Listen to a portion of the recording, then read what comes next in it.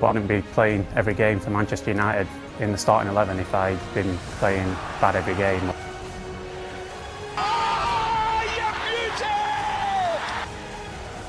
There's a reason why both managers have put me in the starting 11 every game. Oh, yes! Welcome to Manchester United! For what I bring to the team, what I bring to the starting 11. I do not believe that! Obviously I'm here because I have to be apologies to the fans. Alrighty guys, I realized a pattern on this channel. You guys like my frame-by-frame videos, and you guys also like my Harry Maguire videos. So, 10 million IQ idea, let's combine the two. Now, I don't want to make too many videos on Harry Maguire. I don't want to be a toxic bully, but I'm also not the Manchester United captain defending like this. So guys, just don't tweet at him or harass him or anything like that. I'm just one guy making a video. A bunch of people tweeting abuse at him and messaging him abuse is something completely different. And with that out of the way, let's take a look at this first goal. Now here we have a few Manchester United players far up the pitch trying to trigger a press with the ball towards the touchline. Classic using the touchline as the extra defender. So to escape the press, Liverpool pass it back to Fabinho, who knows to play it one time into the feet of Mane. Now this touchline press just got broken easier than a white boy's heart after he plays around with a Latina out of his league. So Maguire has a couple of options here. Either close down Mane fast and physical to keep him from turning and playing in the runners, or drop off fast and let the midfielders keep Mane from playing the free pass. Fun fact as well, at the start of this play, you can actually see Pogba go touch the referee and let him know that he's injured, and it's unclear whether or not this was also communicated to Maguire. But one thing is for sure, he certainly does not have the awareness to realize this on his own, especially considering he didn't even realize how fast both Trent and Salah were blazing in behind him. Like after this pass is played and he turns around to see two Liverpool players running freely in behind him, he looks more bewildered than Sean Dyche after he got sacked by Burnley. Anyways, here Maguire has a decision to make: step or drop. Stepping and keeping Mane from turning is okay. Dropping though hurts a lot because he will most likely get beaten for pace because for some reason, Man U are trying to hold a high line against Liverpool, one of the fastest and most devastatingly direct teams in the world. I guess this high line is just a cascade effect, a byproduct of the trigger press using the touchline, which I don't know why they even trigger pressed here against Liverpool. It's probably just drilled into them to do this in training, and then they switched their tactics and went to go 5 at the back for this game. And it's probably just muscle memory, like every single day practicing and training, activating a trigger press in this scenario, so it was probably just automatic that they did this. That right there is one of the problems that you have whenever you change tactics. Anyways, back to the video. Maguire here, he can step, he can drop, but there's actually a third option that is probably the best here, and that's just to foul Mane. The entire defense is out of sorts, completely in the wrong position. They absolutely just need to reset here. But again, Maguire has no awareness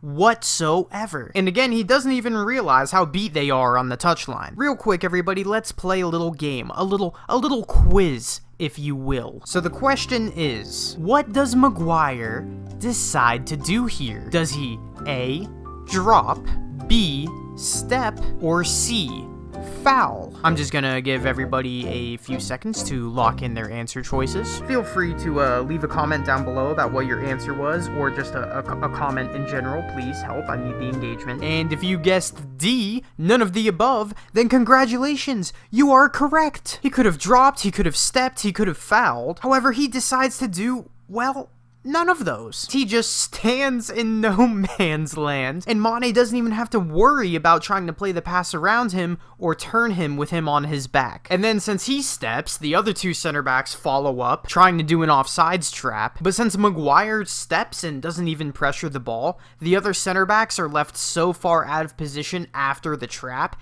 that they can't get back in time. And this is going to be a constant that you will see throughout this video. Maguire's decision making when it comes to his position literally happens in slow motion. You useless bag of statue twats! Alright, anyways, for the second goal, there's not really too much to say. This was a beautiful move by Liverpool. It's pretty easy to get caught out by one-touch passing. His starting position honestly isn't even that bad. But again, this awareness problem is just killing him, man. If his head was on a swivel, or if there was better communication from De Gea or the left back here, he would know that he has someone running in behind him. And especially when one of your center backs step like this, in general, you kind of just have to be dropping back, or at least be on your toes ready to drop back. So my criticism of him in this situation is that he's just flat-footed, and by the time he even realizes that Salah is behind him, his angle is just so far cut off, he doesn't even stand a chance at putting a tackle in. He is more static on this play than a balloon on a sheep farm. But this goal is the least of his transgressions. Again, it's easy to get caught out by one-touch passing, so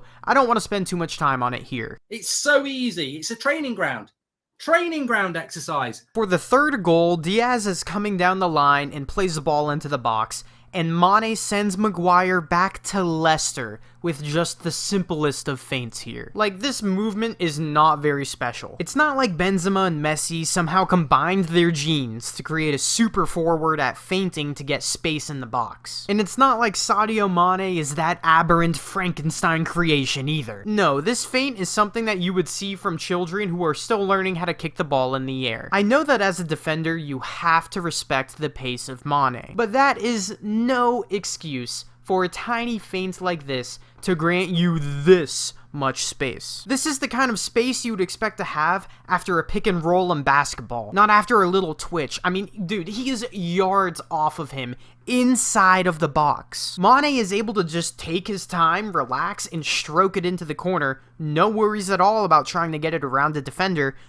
because there was none. Maguire is so far behind in his actions to press the shot here that bloody hell, he must think Ollie is still the coach. Watching Maguire react to some of these passing plays is like trying to upload this video to YouTube using dial-up. About as useful as a red light on Grand Theft Auto. That's United's back four. Now for this fourth goal, and dearie me, for this fourth goal, good lord, I'm gonna need to take a second. This fourth goal all begins when Maguire floats a dreadful pass into one of Liverpool's favorite areas of the pitch to press. Just hospital ball lofts it right into their primary pressing zone along the touchline. And the kid, Hannibal, could have probably done better here, but he was put under loads of pressure. As the second this pass is played by Maguire, the press gets immediately activated, and the ball is lost. Now, okay, deep breath. Now, as Jota progressively carries the ball towards Man U's goal, Maguire just never looks around. He's got no idea what zip code he is in. He's purely ball watching. And as this pass is played, I don't know. Okay, guys, I've been staring at my editor for the last, 30 minutes now, just trying to get into the head of Harrison Maguire to figure out just what the fuck is going on in his head on this play.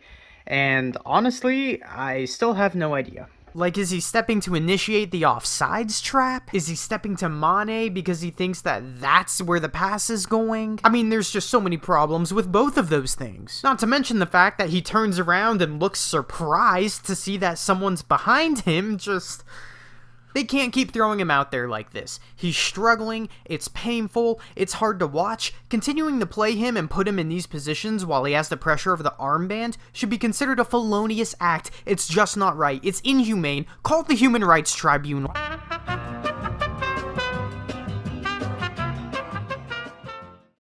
Anyways, that wraps up the video, guys. Thank you so much for watching. If you aren't subscribed already, then jump on the bandwagon ASAP. That way, you can claim that you were one of the first 1,000 people to subscribe to the channel before it blew up. Also, feel free to share this video with your friends, your family, maybe even your favorite YouTuber or streamer, and get them to react to it. Oh, and I'd appreciate a like and a comment on what you thought about the video as well. I do take all of the feedback seriously. I try to respond to as many comments as possible, even though sometimes it does get overwhelming, and I think I'm pretty good at integrating your requests into my content as well. Thank you guys for watching. I hope you guys have a good rest of your day today, and peace out. Take it easy.